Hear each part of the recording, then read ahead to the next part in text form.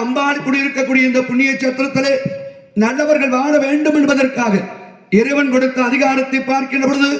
வருவான் வடிவேலன் அழகு இளமை தமிழுக்கு சொந்தமாக விளங்கக்கூடிய சரவண பவா என்று சொல்லப்பட்ட சடாச்சர மந்திரத்தை கையிலேந்தி 84 லட்சம் ஜீவராசிகளும்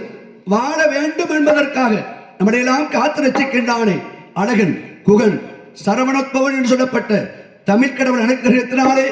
ஒவ்வொரு நாளும் நாம் வாழ்கின்ற வாழ்க்கை சுபிட்சமாக ஆவதற்கெல்லாம் அந்த முருகப்பெருமான் அருள் தந்து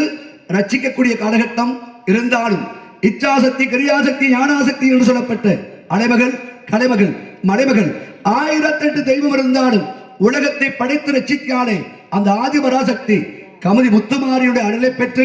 கடகமெங்கே சென்று கொண்டிருந்தாலும் ஒரு நாளைக்கு ஒரு இடத்தில் தங்கி ஒரு கழகம் செய்யாமல் எனது சரசானது 1008 கழகத்தை துவங்க வேண்டும் என்றால் அகாரம் உகாரம் ஓங்காரம் பிள்ளையார் வட்டியில் குடியிருக்கின்றானே கற்பக விநாயக பெருமானை தொழுது கழகத்தை துவங்கினாலும் கற்பனை கடஞ்சோதி கருணைய உருவாகி அற்புத கோலமிடி அருமறை சிரத்தி வேளாம் எல்லாம் வல்ல ஜோதியாக விளங்கக்கூடிய என் மாமன் சிவபெருமான் பாதத்தை தொட்டு அச்சுதா அனந்தா கோவிந்தா மாதவா மதுசூதனா திருவிக்கிரமா ரிஷிகேசா பத்மநாதா தாமோதரா என்றெல்லாம் பாற்கடலில் பள்ளிகொண்டிருக்கின்றானே பரந்தாமன் என் பாட்டன் ஆதி நாராயணனை தொழுது கடகம் உலகத்தில் வர வந்த நாட்குரிய எப்போதெல்லாம் கடகம் பிறக்கின்றதோ அப்பொழுது